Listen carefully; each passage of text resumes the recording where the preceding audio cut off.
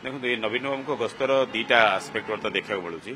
प्रथम कथा है राजनीति किए केत जाए कर निर्भर करे दल पर निर्भर करे किंतु मानविकता दृष्टिकोण जो देखा जाए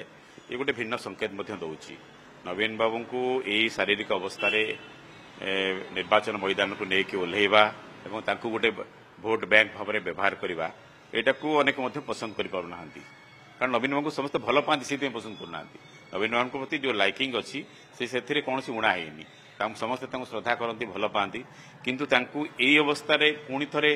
निर्वाचन मैदान को ओह्लैवा यहाँ को अनेक से दृष्टि पसंद करना। तेणु यार प्रभाव केते फायदा बीजेडी की दब न दब से तो भिन्न कथा आपको अनेक भिन्न दृष्टि देखुं से परिप्रेक्षी आज श्रीमयी जो आसी ट्वीट से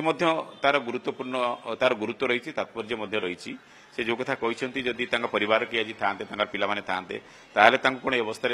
राजनीति करने छाड़ी था कि प्रकृत में प्रत्येक परिवार में वयस्क व्यक्ति मैंने अच्छा अभिभावक मैंने अच्छा जो सेवा जत्न आवश्यक अच्छी समय किंतु ताकू जमी राजनीतिर मुद्दा भाव में आम मनइबा से तार प्लस पॉइंट अच्छी बुमेरांग हो पारे। तेणु अल्प दिन पर जना पड़ नुआपड़ार भोटर मैंने यही अवस्था नवीन बाबू को देखा तार प्रभाव कौन पड़ुची पॉजिटिव पड़ुची ना नेगेटिव पड़ुची सेटा तो आगामी दिन स्पष्ट हो किंतु कथा होची